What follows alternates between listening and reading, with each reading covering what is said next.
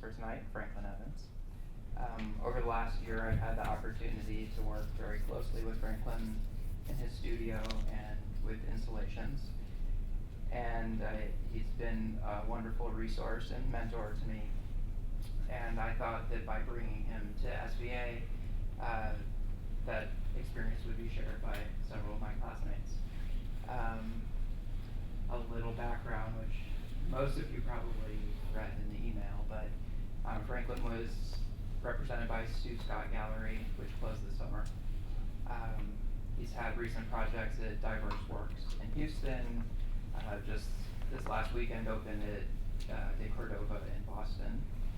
And he was, going back a little further, represented or included in Greater New York in 2010, and many other accomplishments, which he will run through in his lecture. Thank you again. And without further ado, Franklin. Hey. All right. Thank you, Keith. And I'm really happy to be here and to have visited several of you. Is this is working? Yeah, okay. Can you guys hear me? Mm-hmm. Yeah. Okay. Yeah, so Keith came via Kate Gilmore, I'm guessing. So Kate's a good friend of mine, and she's filtered a lot of people into my studio, and it's been wonderful because, I'm kind of from a painting practice. That's where I came from, and that's a really kind of solitary practice. So when you have somebody in your studio, they get to hear you talk all day. So, for better or worse. I make this is me. So this is the spirit. I really love this photograph. And it's kind of like the spirit of my work. I think it may have always been the spirit of my work before I was even an artist. But it's like, I think in this image, I'm like gesturing and I'm saying, let me show you my toys. And that's kind of like, I think that's what we do as artists. We get to perform for the world. It's kind of, we're really lucky that way.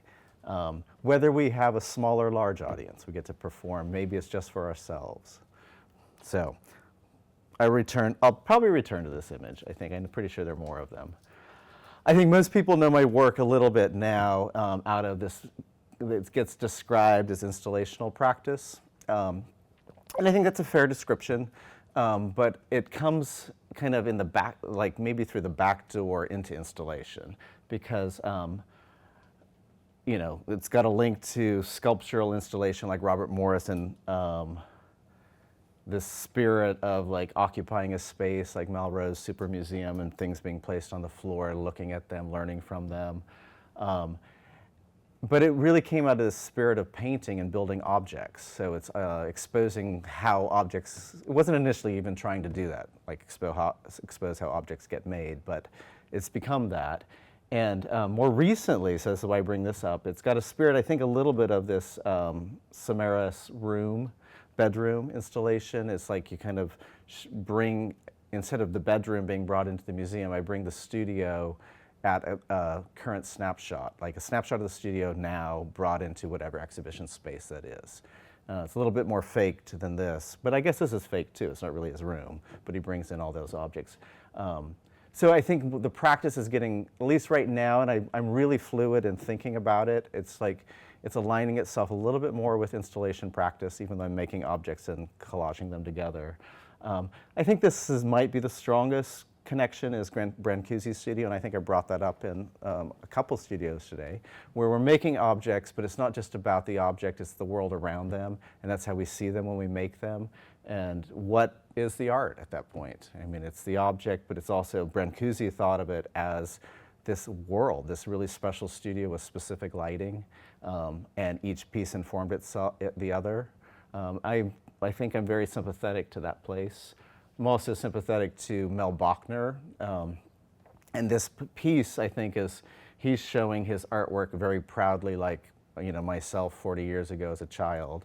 And this is, conceptually, it's like, I think it's work not meant to be presented as art, and it's other artists' cast-off drawings that he has in these binders.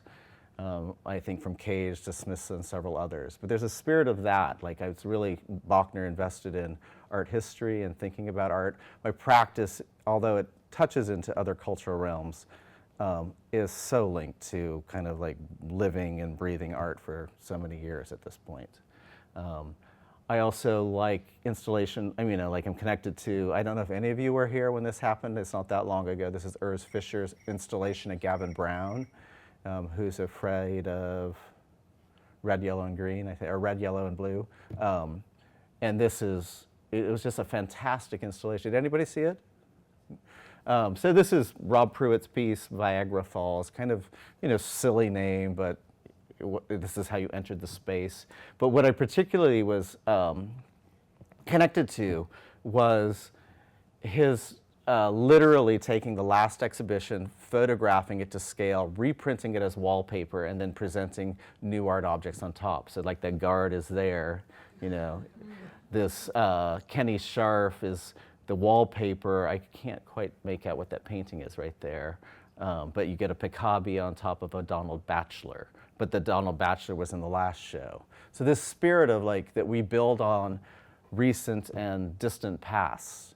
There's I don't know, this is another, I guess I'm just showing you right now early installations that inform the practice in a way that I'm thinking about more. This is, I think, 1938 Surrealist Show with Duchamp kind of messing it all up with A Mile Long a String. But I also am going to take you back just to like paintings. I mean, I love looking at not just the representation of the image, but the actual painting, the way this thing gets applied. So I still have a love of paint, and that's where I came from. So Caravaggio's painting, I've seen this painting, and it's just like when you see it, it's just like you can't believe that that's paint. Maybe that looks more like a very oily butter or something. Something very sensorial. I like the link of that pose then to this kind of great Manet painting, which brings us into modernism. I love this collection of Manet to Cezanne, at least similar composition, similar subject to this kind of great Matisse. Then we go to Mondrian. Mondrian's really important to me in this particular area where I'm looking at Mondrian, and I think in 2007, I went to SF MoMA, and I saw this tape study of Mondrian. I'm like, wow, he didn't, I saw the device he was using to make his paintings, and it was totally foreign to me at that point. And I think it's, I'm an artist that was telling someone earlier, I don't like all these preconceptions about what I'm going to build. I have an accumulation of experience, and even at that time at various points, from as a 20-year-old, a 30-year-old, we all have these various accumulations, and I allow those accumulations to start forming meaning, and they become more meaningful, I think, the longer one lives. So I remember, so I just absorbed that. I was so fascinated by it, and there's no, coincidence to. I think, when I look back now, I was like kind of a historian on my own life, that 6 months later, I really do start using tape, in a way that I'd never used before. But I didn't consciously say, I'm going to try to make this. There's a link to Newman and tape and his zips. I totally used this in my recent installation, this Newman painting, which I'll show you. And then, this kind of predetermined way of making paintings like Frank Stella. I think my pictures are set up a lot like Rauschenberg right now, and it's just not something I kind of just arrived at it. And then I started learning more about Rauschenberg. I'd seen it, but I'm like, wow, I am doing this flatbed picture plane with a lot of associated images. It's not about space necessarily, but about just this accumulation of discontinuous things, or maybe things that might look disconnected but start having associated meaning. Reading and text passes into my life a lot, and that enters my work. I loved reading this. I love the conceptual biography or autobiography. And then I especially love Gertrude Stein's link to this text. It's a biography by Justin Spring of Samuel Stewart, And he has factored into, if anybody saw my show this past year, he was an important part of the sound piece. So in that sound piece, it was the readings that I'd been doing for the prior year, the underlines, I then transcribed to a spreadsheet and ranked them 1 through 5. The highest ranked things got read by, I had then enlisted 5 performers, and so 5 performers read the highest ranked and only 1 performer read the lowest ranked. But he is really interesting in that his link, like I'm learning this in reading the biography, he's linked to, he's an early 20th century writer, academic, who isn't maybe very good, isn't that great of a writer, but he meets so many people in the 20th century and develops a close relationship with Gertrude Stein and Alice B. Toklas, and travels there every year and meets a lot of literary luminaries.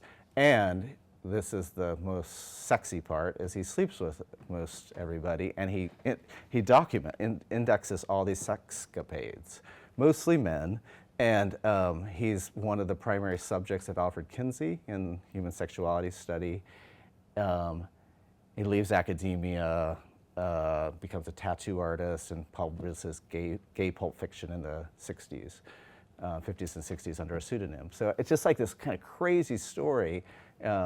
And for me, I'm reading this book in 2011, about right now, in February 2011, and I'm at Arco, an art fair in Madrid, and I have a project up, and I have a dinner at Art Forum, and the guy sitting next to me is the writer, Justin Spring, and he's the boyfriend of the publisher of Art Forum. So it's just like this kind of loop is, like I guess that kind of story of this loop is, for me, is really interesting, and that's what my work does. I think it's kind of like, wow, I find it as it all happens, and it's this accumulation of all of these kind of somewhat arbitrary things and it's like that gesture of the child, I'm going to tell you my story. And I think that's what we get to do more now as artists than ever before.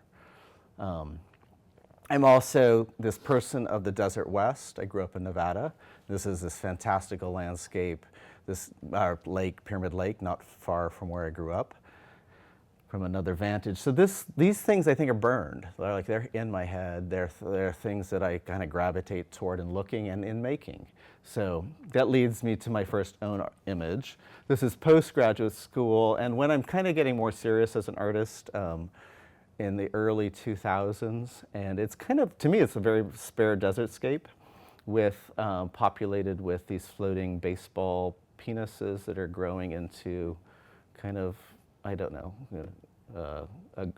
a growth system. So like the detail of that. This is all watercolor on paper, but a lot of detail. It's a lot sparer at this point.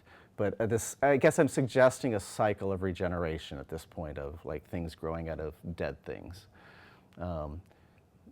This is maybe jump ahead a year, and this is the similar thing, a watercolor on paper, and it's multiple directionally viewed landscapes, like a stairway into an orb that might be a planet with little figures. Do you guys have a red pointer or a laser pointer?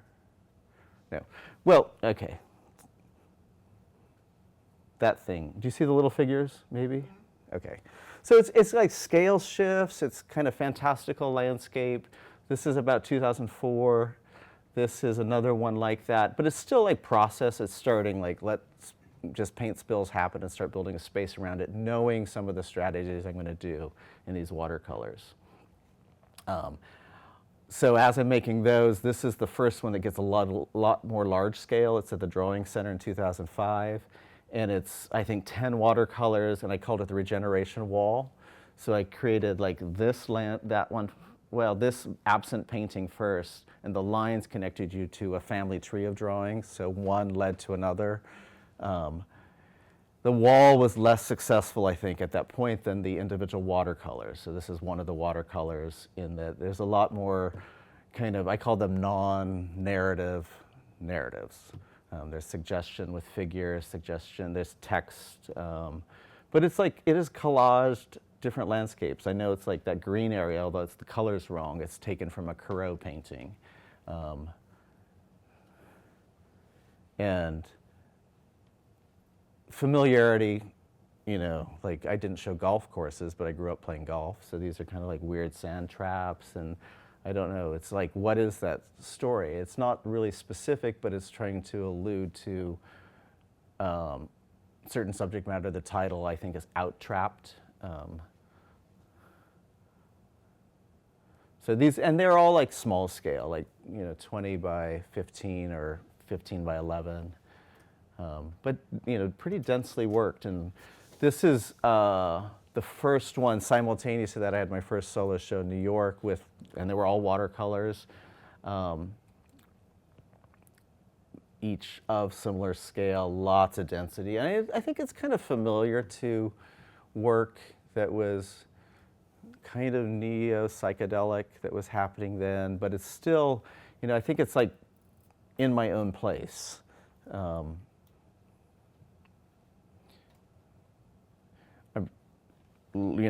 Painting and love of painting here. This one literally is trying to paint Asian landscape on the right, other more Western influenced landscape on the left. It's called, I can't remember the name of this one, but there's 3 figures at the base and they keep repeating. I'm also, at this point, I come from a generation, I don't know, like now everybody's gay or everybody's really comfortable with being gay. And I come from a period, like being in college in the late 80s, grad school in the 90s, I'm coming out then, and that was a big thing. And I think maybe it still is for young people, it's not totally that. But I think a lot of this is alluding to, non-narratives that I didn't feel comfortable narrating. So I also come from a time when it was weirder, especially in small towns in the West and in the middle of the country, to be other. So I'm also a mixed race person. My mother's side of the family is Mexican.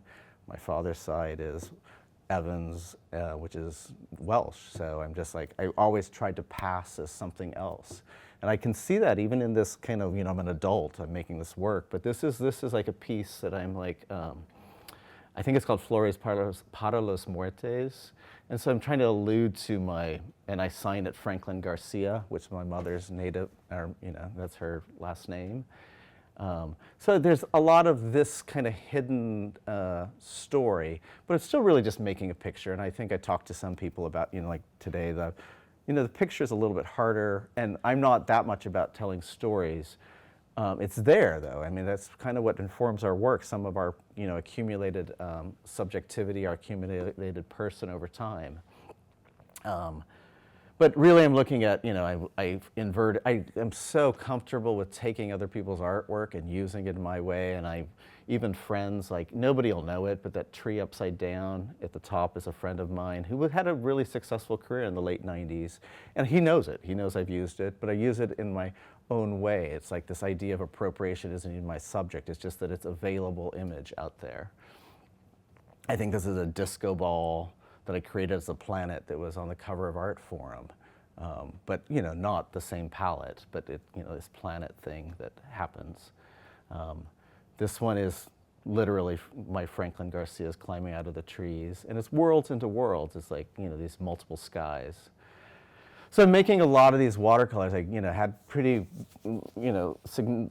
measurable success that a lot of people wanted to give me shows, and these are just labor intensive. And I was excited at first, and at a point I'm just making them. And these ones, I'm only showing you the ones I really like. I loved this one. This was called Everything You Ever Want, and a friend of mine saw it in my studio, and she's like, "That's like everything you want in the world." It's all put in there. And I kind of have that feeling. And this was for a show in San Francisco called, a solo show called Water More or Less.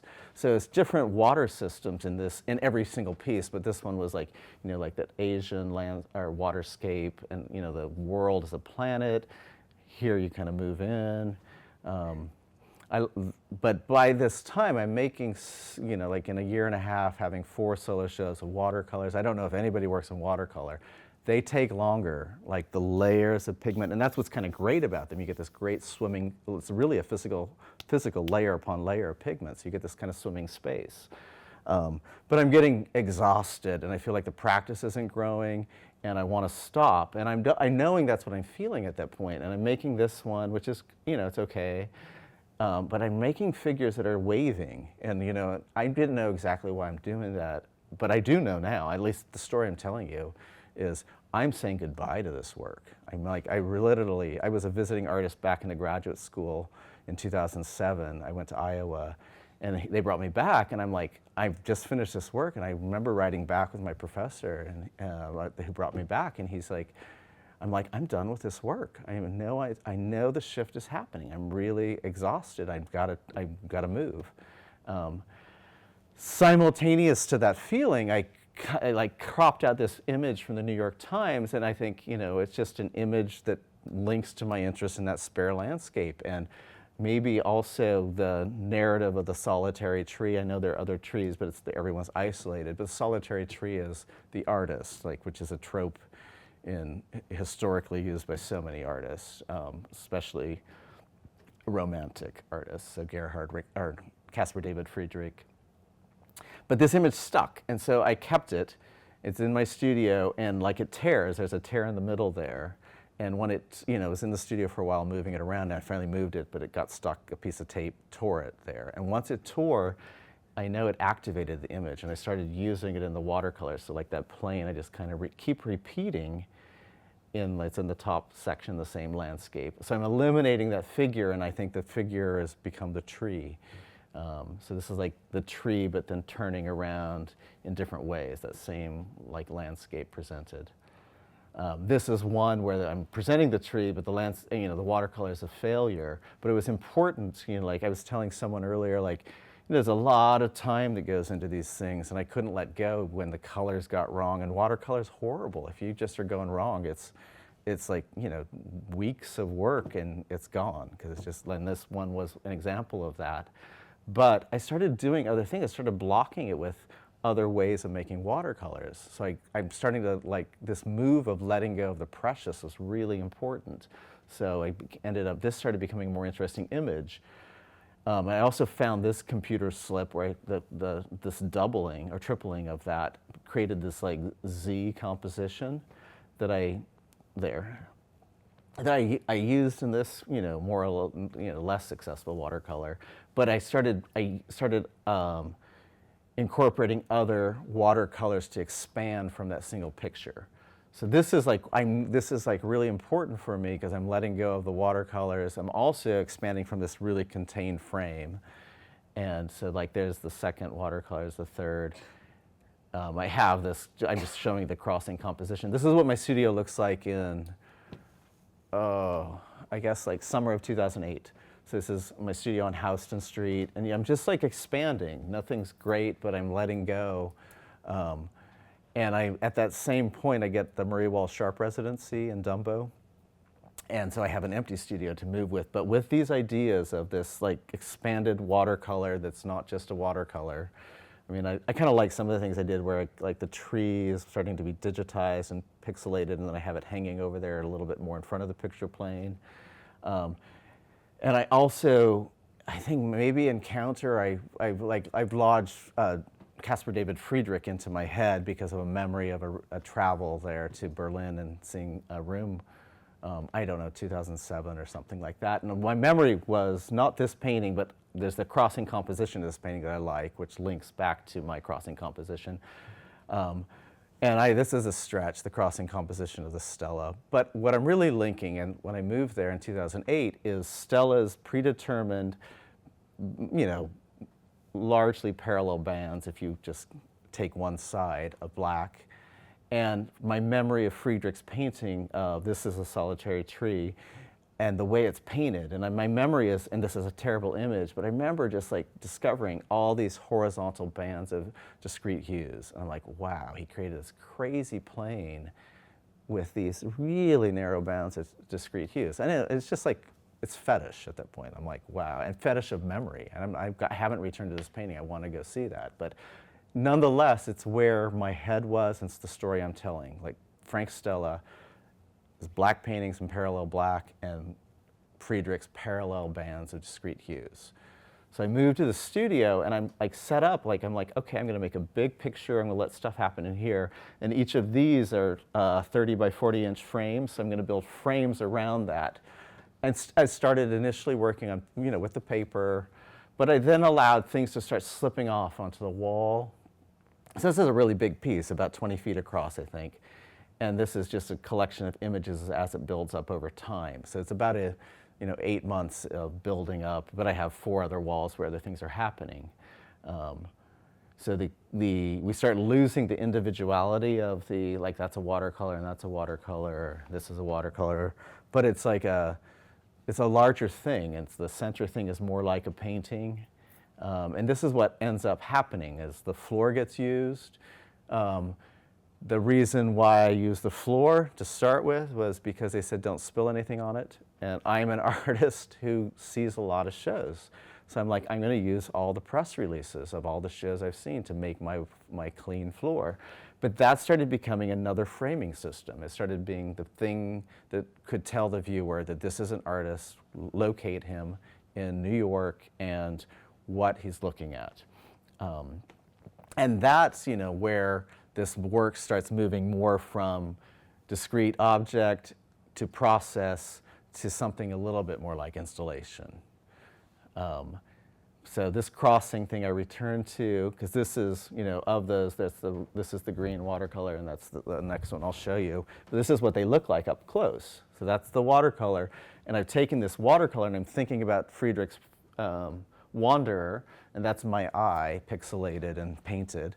But this piece is called something like Friedrich's Past from the Future. So I've taken the Wanderer, and I've said we are now in the future, so we're looking at the face of that, the Wanderer on the scape. And the Wanderer, this was noted at that time as being the present looking out into the uncertain future.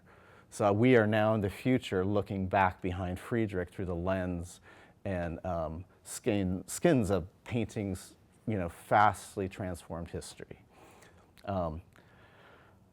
This is the second version of it with the eye. The crossings may be an exaggeration here, but it's kind of the idea of what I'm doing. And I like that it's kind of like these same eyes from 40 years ago.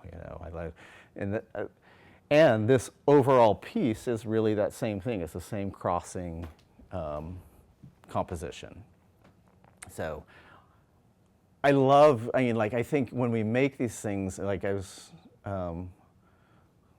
blanking on names. I was talking with you earlier. It's not that I know in advance. It's this meaning that arrives, and now I've absorbed it. So 5 years later, I can tell you this story, and I really, I believe it. I really think, that's how I understand how I'm passing through time.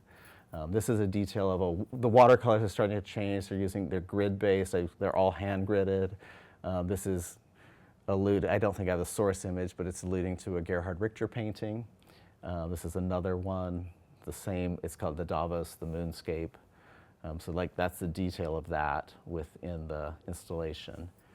And this is the tree again, and the tree kind of moves onto the planet. This is like a detail of, I was then underlining, reading them, things that were important to the practice at that point.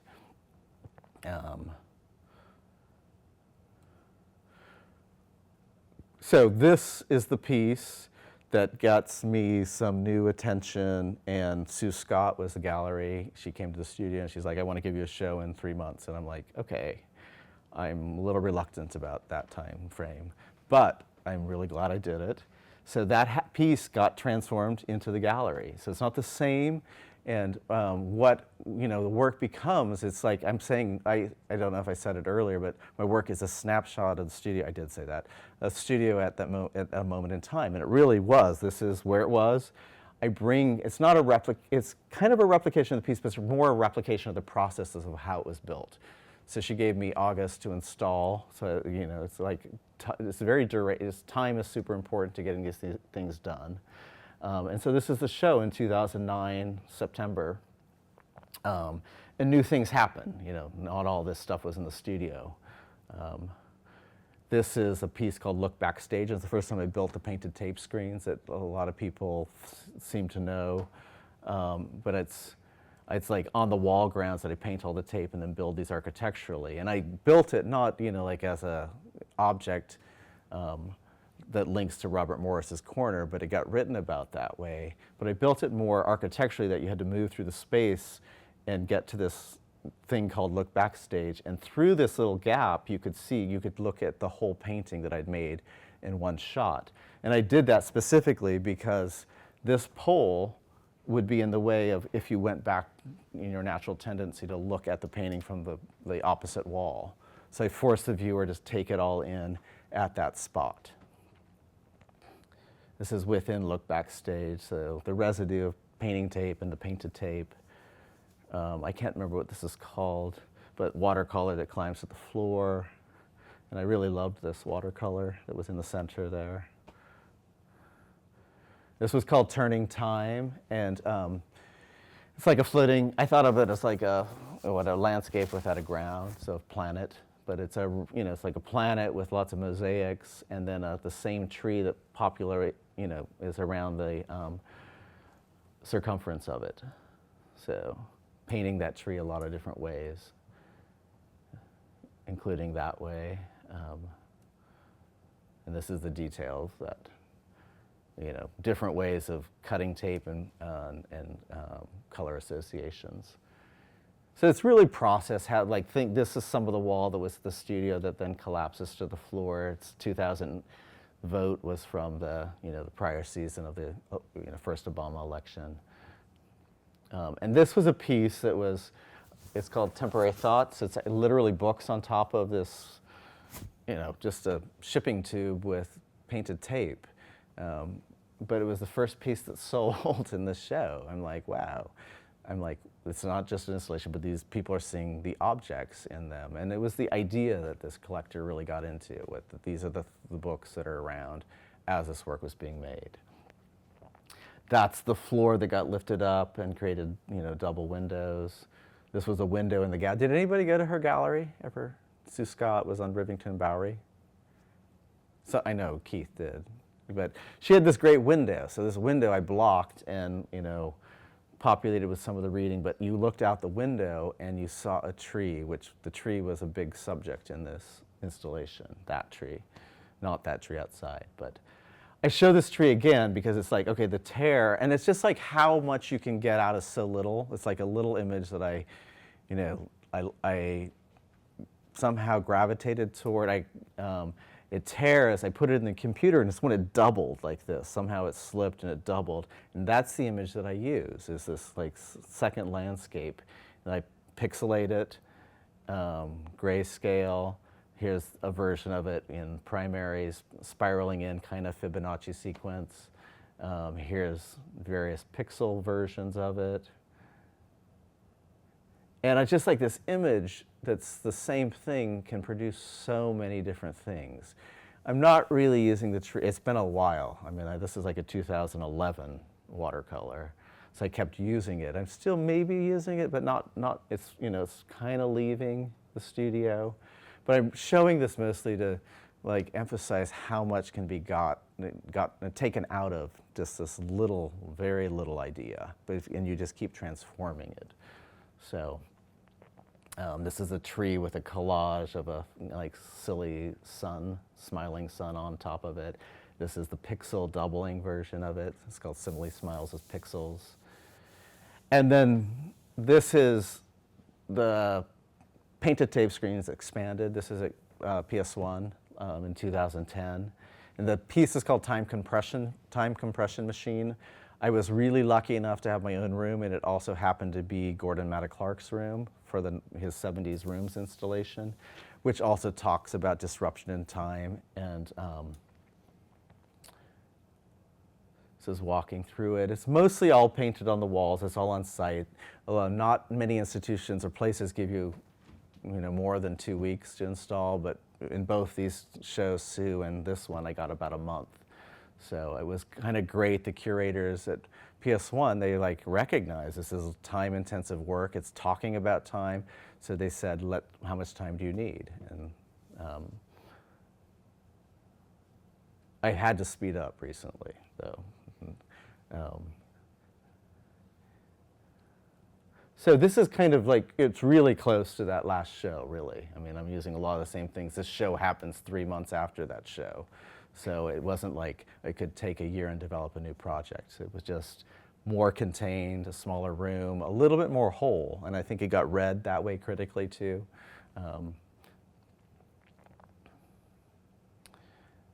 I utilized the ceiling a little bit more. It was still the press releases. The press releases, I cut out all the images, so I wanted to make it be more about the text of those press releases. This thing hanging from the ceiling, I mean, if you can remember it, I'll show it to you later. So this is like, it's called painting suspension, but it was really my drop cloth, so I didn't get a lot of stuff on the floor, but then I suspended it there, and it's since become a painting. So like, I think this is actually a good moment to like inject, like I think my work is super linked to Daniel Buren's consideration of post-studio practice. And like, what's the piece? In the studio, I don't know, it's early 70s piece. I'm not, it's something like in the studio. But it's essentially that, the site of making work and the site of showing work, so production versus consumption are two different places. And it's like, he talks about Brancusi actually, that the work has to leave that special sacred space in which he thought most highly of his work. And it kind of goes to its death in the artifact collector place, the museum. And I think what I'm conversant with that discussion, but I think what's interesting about my work, and I think in my Houston show somebody latched onto, is my work is talking about the studio. I'm presenting it in the consumption space, the gallery, but I'm really interested in how the work exists in the gallery space, and I learn from it and figure out how to produce it or to finish it. So like this painting gets finished later. So it's this kind of circular conversation. So just more detailings. I don't want to go crazy long here. This is I collaborate with people. This is collaboration with a writer on the text. It was done in Bomb, but I also presented it, as a drawing. I did it all on the stylus pad, but I made every single mark, so it's no copying. It's the same type of, like the watercolors. This is a watercolor embedded in the installation. This is using the radiators to create my tree, and this is the one where I'm trying to eliminate the tree. Even in 2010, I'm trying to eliminate it. Then shortly after, this is 2010 also, I do an installation in Prague. And it's becoming familiarly my language. It's called Floor Notes and Corner Positions. So it's the first time I'm presenting these kind of notes around the studio that I've collected and amassed over, several years. And I have them laminated and taped to the floor as a floor piece to walk over, to age. It's a really small portion of the whole thing. And my idea, although it hasn't been shown that way, is just to show all the floor notes, that they go to some permanent place, and that when they get worn out, that the person or the institution or collector who has it can reproduce the image and relaminate, but they also have to take the aged image, recapture it, and relaminate it. So the piece doubles every time it gets recreated. So it exists more an idea. I have all these floor notes. Nobody has collected the floor notes, but I mean, it's kind of the spirit of like growth, time adjusting a primary source, and then it becoming, its attempt to live forever, I guess.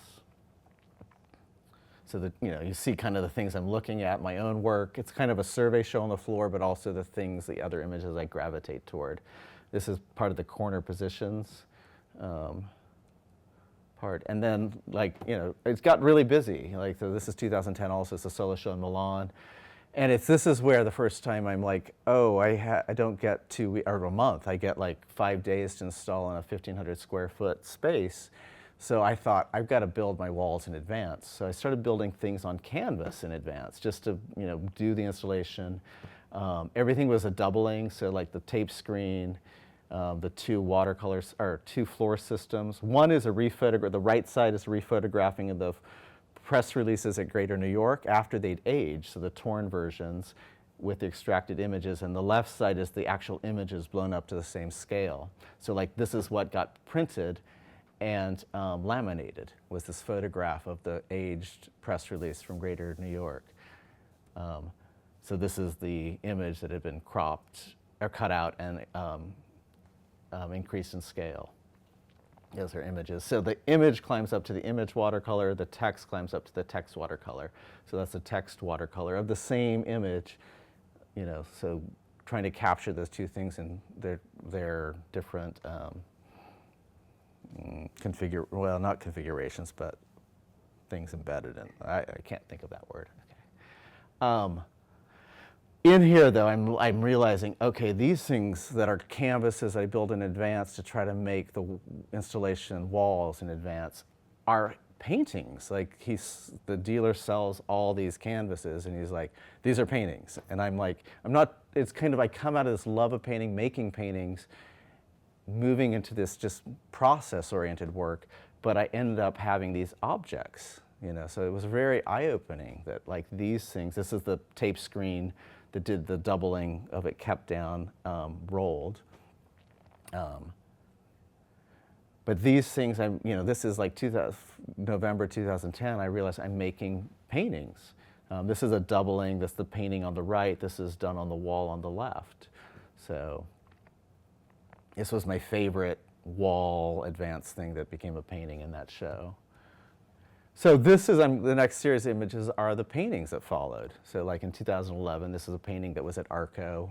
And it's all, I'm starting to get a little more trompe-l'oeil in the work. So like that, like paint stir stick gets painted on there, I paint in the shadow, I paint in the tape that was used as blocker. A lot of people, I've seen it at art fairs where they'll look at the paintings, they're like, oh, well that's just tape on there, but it's trompe-l'oeil tape. And all of these were shown in 2011 at Basel. So, and they're large, they're body size, 60 or 72 by 72 minimally. My tree is in the center of that one. But so I'm making paintings because, like as an artist, it's like you have institutional support, you have commercial support, and I'm doing a little bit of both. I'm realizing, okay, I have something that collectors support. It allows me to do this more too. And I love making paintings, but I don't want to just show paintings. So I'm simultaneously, this is an installation in late 2011 where I do a Barnett Newman in the corner. And I'm also this artist who collaborates. This is collaboration with Trajal Harrell. Anybody know that choreographer? He's awesome. He's amazing. I mean, he's like the golden child right now. He got the Creative Capital. He just did a performance at PS1. He's amazing. But we collaborated. This was at the New Museum in 2010, where I designed the floor piece for the installation.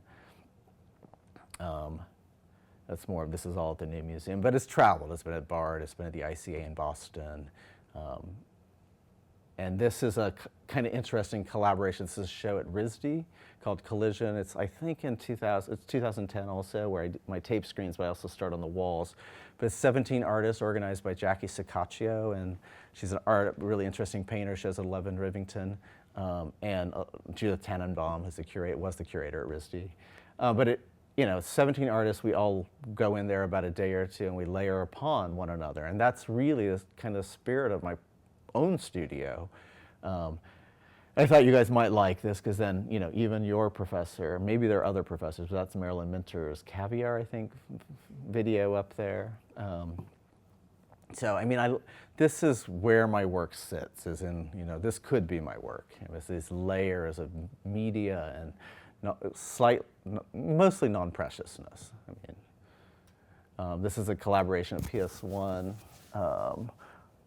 called Balcony Scene, and so this is like Tina Signal and Maria Abramovic, so kind of a parody of the Balcony Scene with those two as the leads, and Jerry Saltz and Roberta Smith as the other two leads. So, playful institutional critique. This is the recent show. This is Sue Scott again, but now 2012. So it was about a year ago, it was March. So this is like, I love this because you saw Temporary Thoughts, the actual books on the column. This is really linked to that piece, but also linked to the press releases. So it's a floor piece, you had to enter the gallery, you have to walk over it. A lot of people, it is my reference to my studio library. So it's photographs of the books in my studio library that I built a sculpture that is on the plexiglass case covers. So you have to walk over kind of this foundation or this idea of foundation, but it also exists as a painting on the ground. It was very unsettling. It's my favorite piece in the show, and it's, you know, some things that I will later show you come from this. So this is the installation. It's paint. That's like a painting over there. It's watercolors, watercolors. This is these photographs that are also trompe l'oeil, you know, like fake Polaroids. So I take images, compress them to the square. This one here that's on the floor here, that was the thing that was floating up above in PS1. That was painting suspension. It's kind of become more complete. It's still not finished. And like that painting over there is not finished. That one's the only finished one in this image that you can see. That's a finished painting. Oops, let's get that out of there. That's a finished painting over there. But it's like, you know, this is, Keith helped me with this installation last year. So this is, you know, my library comes out of this other library, Smithson's library, called Smithson's Library Expanded, Flattened, and Stacked. So I, you know, like when he dies, there's an index of all the books in his library. I downloaded, or, you know, we downloaded all the available images of the books, trying to find the right edition. And that's the stacked part, you know, because it's flattened, but there's a lot more books there than could be shown. So my library was kind of born out of that earlier seed of like, oh, wow, I want to build Smithson's library one day. So like that's a finished painting there that, you know, got stripped out, went to a collection, but this whole wall was kind of like a piece too. I'm like trying to show this kind of how we make these things. I'm not interested in showing just the objects right now. It's all this kind of other stuff around it that's really fascinating to me. This was the sound piece played off just a low-tech laptop. And that was, this was the readings, but it was 850 sound files, so it was about 4 hours on a random loop. This is the painting. This is kind of a detail of, you know, how it happens. So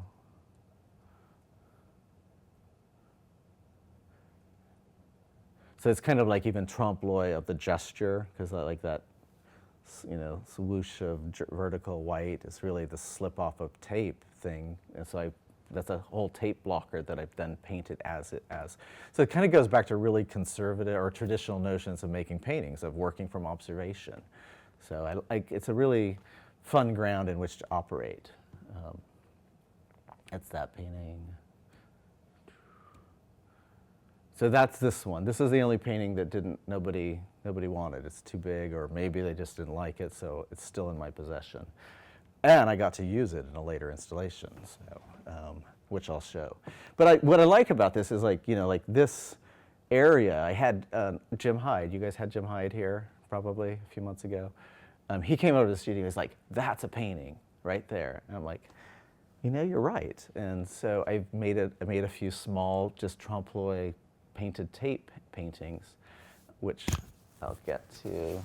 These are the images, and like the idea of my show was called Eyes on the Edge, and I was interested in showing, I mean, I was thinking about a year ago, like, that we are not just these art things, we are like this accumulation of biography and time and person. So I was thinking, like, the edge was the peripheral things, like these images that we retain via, you know, the family photo album, our own photos, or the images that we're looking at. So I organized that screen like kind of like a target. The center on one side was biographic, the center on the other side was Franklin Evans artist, and then expanded out in different image collection systems from looking at the art that I'd captured over the year. And it's a little bit like all the stuff I alluded to, like the narrative, and I'm not really telling the story that much, but you can get more of it here. Like, this is probably a gay person, male. I give you my birth date. What are these strange Mexican people, you know? And you know, it's my great-grandparents from a long time ago. And, you know, but I'm not like, I'm just like kind of, I'm still learning it too. These are things that I put out there. I'm really open to not knowing and trying to figure it out. You see, like, this person repeating, like, you know, I can't remember who said it, but, so, you know, it's like, is it a love affair to that person? That's my partner of, you know, 16 years. So people who knew us, or people who know my work, kind of there's more to be found through that accumulation of experience with Franklin Evans' work also. So, yeah, and then the other thing was like, you do image collections, you can't get beyond, you have to look at Warburg and Richter's atlases, different ends of World War II's looking at image collection systems. So those become appropriated images within that. This is looking back. Oh, this is particular. This is the library. This is the shot. This is the gallery shot. This is a documentation of it. I'm going to actually show this piece, the documentation piece of it, in like 2 days at Invisible Exports. But this shot, I started, well, I'll get back to that. I had then a double show. Like it just got busy, so I had a spring show in Milan.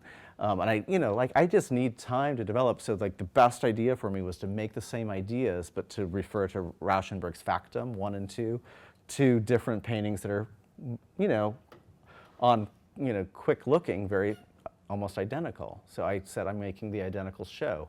So this is, I'm not sure if there's one or two. One's in Los Angeles, one is in New York. This is my show in Milan. So I have 5 different paintings, a different kind of light. It's the same dimension library system. Smithson's library has become a pinball machine over there with the lights. Not as many photographs, but it's the same number of paintings, the same sound piece. And so it was like the show was called Flatbed Factum 02, so a reference to these double paintings of Rauschenberg from the 50s, but as a double show in 2 different cities. The lines on the floor belong to the gallery? No, that's all me putting them there. Yeah, so it's like building up. It's kind of a very Stella move, like this is my given, the chair is my given, so I have to move around all that stuff to complete it. So this is the Flatbed Factum 2 painting. So another painting, a couple other paintings in the show. So I bring up this image now. So like, I think just to that point, not even very long ago, this is like this last image, this is April, May 2012, less than a year ago. I'm starting to think more about now installations, this particular, so I read Claire Bishop's book. Have you guys read that? Installation History, so I'm like, wow. I'm trying to, everyone's discussing my work in this world of installation, even though I'm not thinking about it that way. So I read it, and like this particular, I love Irwin's work, and just that you can stare and just be so adjusted, and you learn. And one of my favorite shows this year was at Pace, this Irwin's show this past fall. So I made a piece that talked to this like Chicago installation in the 70s, where he strips all the paintings out and highlights the column by using a black tape around the edges. So this is something up at Lehman College where I build these fake columns out of images. This one's out of installation history. This one's a combination of installation history and the I don't know, 12 other artists in the show. So using the available internet to create these fake columns. It's not just purely that one column, but it's alluding to that. And I mark my border. There's a kind of a thread column right here. I don't know if you can see the light on it. So I'm starting to think a little bit more about the conversation with installation history and not just my own practice and interest in painting, I guess. So it's kind of right now it's moving into a slightly different place, the work. So this is that same image I wanted to show you. And I took this is what I thought I was going to show up there in this show it was called Space Invaders at Lehman College, which is supposed to be about installation, but it was really more sculptural for almost everything. So I took this painting, or this documentation of the installation, turned it on its side, stretched it out to 20 feet by 5 feet, and I printed it digitally on canvas. This was the plan for that show. I didn't get to build that there. I ended up building the columns. But this is where I installed it recently in Houston at Diverse Works. So it's actually got the library, the photograph of itself distorted, and this installation is 3,000 square feet. I got to install at least parts of and a lot of all my past floor systems. So this is the library again, after it had already been aged and walked on at Sue Scott. This is kind of the Milan library. This is the floor piece with Trogel at the choreographer. This is that painting that nobody got out of the show, but it's on its side. And I've taken the idea that Jim Hyde pointed out, made a painting, photographed it, and created my Polaroid trompe l'oeil of that painting. So it's just like all these systems, everything just kind of keeps growing out of some corruption of itself. And I think it links back to that drawing center show, the regeneration drawing, where part of the past becomes the starting point for the new. Smithson Library happening in a different way. So I really liked this particular area of the installation. This is the first Sue Scott show. This is my studio, Marie Walsh Sharp. I've kept some of these things. And like their aging is so interesting. You know, like when any gaps in those shows, I would put bubble wrap for people to walk over so it would pop. And we just keep filling it up as you know, it gets used. This is a new floor piece that kind of climbed out and onto the sidewalk with it looks like a reflection, but you kind of see it's been painted. No, I don't know. I can't show you that very well. Sorry. I like putting chairs in, like really close to the wall now, I'm realizing. So you got to sit really close and kind of, I want you to think and stare. So this is the installation from multiple vantages in Houston. This is the outside. I really loved it from the outside because it's just all lit up. And then, you know, like this is just like 2 weeks ago, that same library that was at New York and in Houston now got installed in a private collection in Austin, you know, and like she's amazing. She's like got this collection about collecting. Like, so it's not just art, but about people who just collect stuff. So she's got all this taxidermied stuff. So I'm like, I want to put an owl on stacked books next to it as we do that. And she's like, that's great, you know, and so this is, you know, it just kind of keeps having, you know, life, this stuff, and this takes you to an image within that, and that's The Secret Historian. That's the book I was talking to about, and this was last week's realization. This is my installation in Boston, so. The Secret Historian's up there. And I kind of, you know, as I'm making art histories, you know, I'm like this guy that loves art and thinking about art. I'm not an art historian, but I kind of have that amateurness love of art history. So I realized that, you know, my story with that and my new connection is that I am this secret art historian. So my work it absorbs that, it uses that. I mean, I didn't talk about any of the other things. I've curated a couple big shows. One was at 9 galleries on the Lower East Side, so I do tons of studio visits. It was called Lush Life. And I curated a show at Apex Art called Perverted by Theater as I'm starting to, you know, collect those press releases. So I'm like this artist that uses art history to make visual work. So this is in the install. And this is I built a fake library, but it was the library of the books of the 14 other artists in the show. So me being an amateur art historian saying, let me look at, you know, Kate Gilmore's practice and Jessica Stockholder's practice, and here's the books that would be in their library. So each shelf was a different artist. And I don't know, are you guys interested in provisional painting? Last year's group was like so invested in it. I don't know. It seems like the people I saw today are not, and I'm glad. I think it's kind of like it's a nice idea, but you know, like this is you know, again, telling my story. This is this poem that when I'm in graduate school in 1993, this amazing poet Reginald Shepard, who was already super accomplished. I was at Iowa, so he was at the Iowa Writers Workshop. So this is his poem called Provisional, and I discovered it last year as I'm making my show in New York. And I'm not going to go through it, but it was wonderful. And this is him in 1993 in my studio in Iowa. This is the work I'm making back then, and he's reading gay porn, which is my source image at that time. And then I'm back to, okay, I've told my story.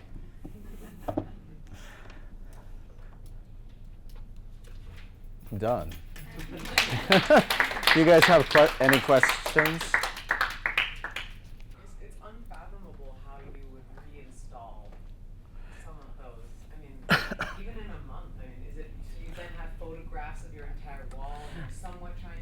I think maybe I didn't explain it that well. It's like, I mean, it is, it's planned, but it's process that gets replicated. So like, to do Sue Scott, not to do Sue Scott, but to do Greater New York, I learned that to paint the tape screens, the walls were paint stations. So I had put paint down, or tape down, painted them, moved them. So built up this kind of painting on the wall, which are now kind of like the paintings I make.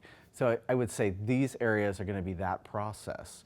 And as I'm building up work, I called those work grounds at a point start like suggesting spaces, suggesting their own visual existence.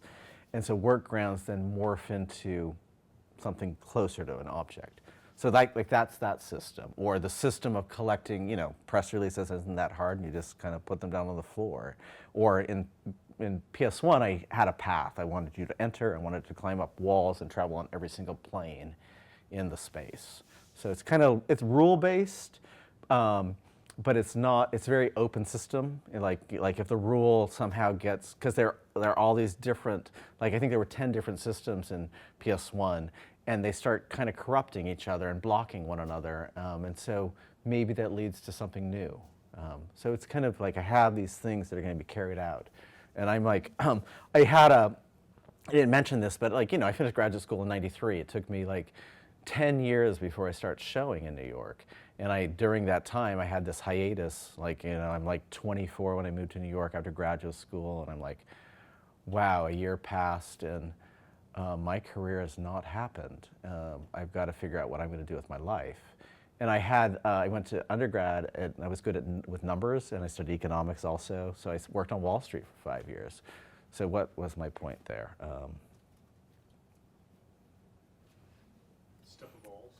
Sorry? Stuff evolves, like one thing leads to another thing in a way. Like Yeah, I had something a little bit more specific there, actually. Your hiatus was. Maybe it'll come back, but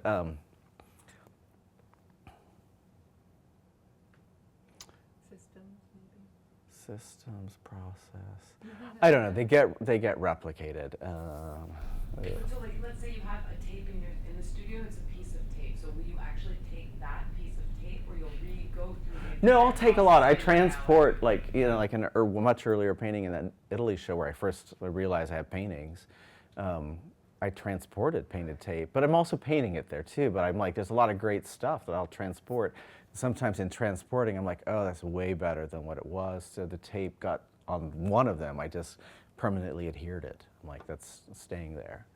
So it's really these, yeah. It's you do need time. And this show in Boston was, I had like 7 working days. It was a smaller room, so I couldn't really have helpers in there because everything's too fragile. But I had it planned. Like that's the first time I really had all the walls. I painted all the walls in advance of just one system before I even started anything else in there. So I'm like, okay, let's change the ground instead of, you know, having the white ground. Like you can see it in that last image. It's just a lot more color than, you know, like in the earlier work you have a lot of white grounds. So. How do you define the limits of like how to deconstruct the installation? Like, for example, you were mentioning in one of your works, like someone was interested in that column with the books, but at some point you had a vision of that as a whole installation. No. Like, how do they become objects that? Yeah, I mean, I think at that point I'm not seeing it as a whole installation. I'm definitely not, and even in. But even when you talk about your paintings and like, but they're in a wall, but they're never just a painting. They're always having like, they're spreading out to the wall or to the floor. So how do you define the moment of like, okay, this can be sold or taken? I think when it gets taken out, it's kind of like it's kind of like and I think what I'm talking to in that is, it's the same as even just a pure object maker. You know, it gets taken out of your studio and you lose control of where it's shown, what it's shown next to. This library being installed in that space, you know, it's like I loved where it was, but you know, what's next to it? Is it a Nick Cave or is it another library? And those change the meaning of the work a lot. So I let go when they leave, and I know, like, I'm a practical artist too. Like, I need to be able to fund this work, and I love making. I'm not like copping out and trying to make, work that sells. It's really what I'm making, but I let go. I'm like, okay, that can go. It would have been thrilling, like that one wall I showed you where it's like the finished painting and then the process things next to it.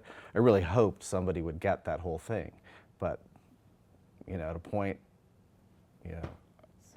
I'm not, and even now, I'm looking more to installation history, but I'm really, it's not quite installation. I'm like making things in more the Brancusi spirit, and it is similar where things get taken out of that space. So I'm making objects, and maybe thinking objects, or maybe even thought systems, or a sound piece that's about thinking, but it can take an object-ish form in the sound thing.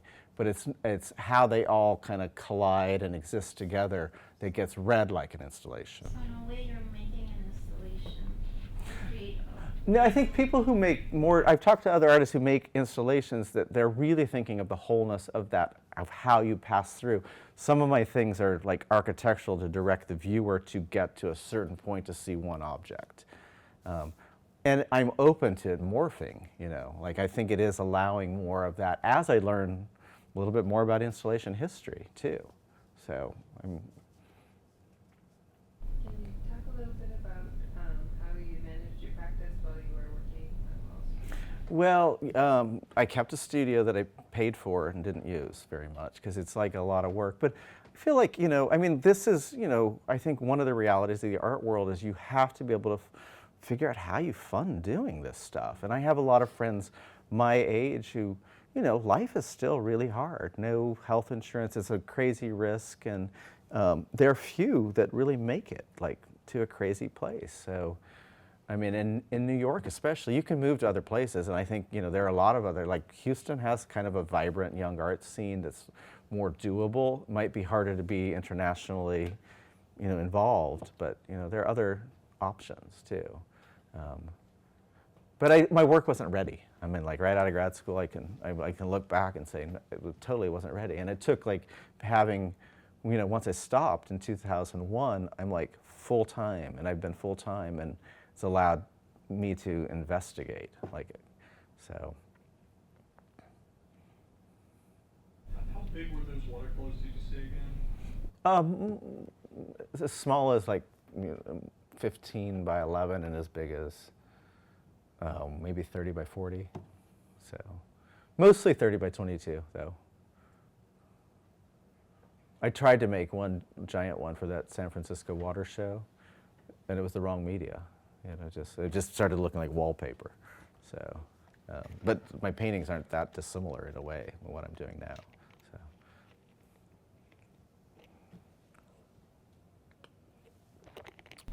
The little pieces of tape that they had up on the wall, those were just as you were making the large walls out of tape, those were the remnants, or did they have some of them? Yeah, I think it's mostly just like I'm just working. Like tape comes off. I recycle all the time. That you can see it in like choosing press releases instead of going to buy butcher paper or white paper or something.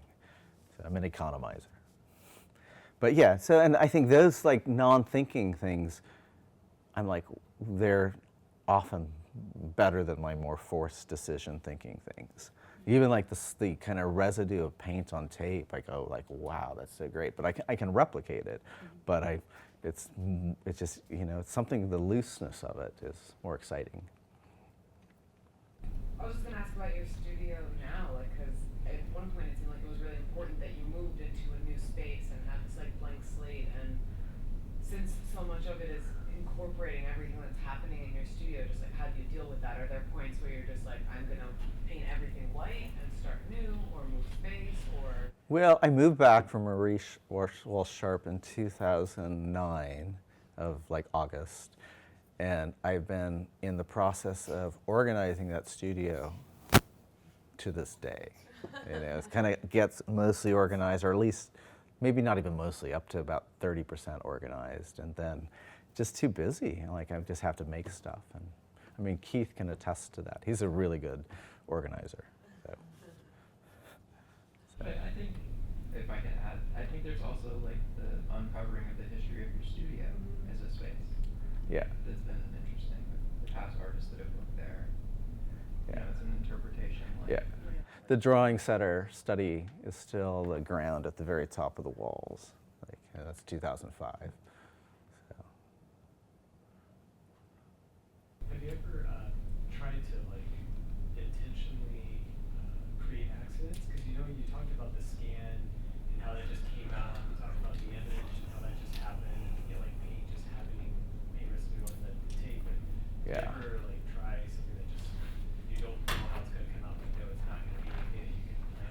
Yeah, I mean, I think I do that. I'm doing that, I think, right now for doing an installation at Abrams Center. It's a total experiment, and right now it looks really bad with what's happening. But it is intentionally taking a known image, found image, knowing how ways of disrupting it, bringing it back in digitally, and printing it at a different scale. So I know the accidents are happening, like in it. But do you mean something more other specific in a way? Just like if you, you talk about having like certain systems, so like when Yeah. you do an installation, you've already kind of got like, I'm going to do this kind of system there, I'm going to do this kind of system here. You're kind of knowing ahead of time like how you're working. Do you have like a step in your system or in your process that is really going to mess things up? And then you see what happens with the accident, and then you just take that and then do something. Yeah, I mean, I think not maybe to a crazy enough degree yet, but usually there's an area, definitely like at PS1, there was this corner, that was the cleaning, like just, all the paint goes there, and I just don't pour out stuff. It became like a little Pat Steerish, but, so it wasn't that known because I didn't know the colors I would be putting there. But it is a lot of random. It's like, I think, alluding in your studio, you've got all your styrofoam. They're in good positions. You should just blast it with a bunch of paint and then take it away and see what happens. You mean something like that, right? Yeah. I haven't gone that crazy myself. So. She wants to do that in my studio, Yeah, but okay. she does that in her studio. Well, you guys should collaborate. Yeah, but I think the wilder you get with those, I know one accident that I haven't ever shown publicly, but it was in cleaning up my Murray Wall Sharp studio that I want to show one day, that I just couldn't have anticipated. So, well, thank you guys. Great.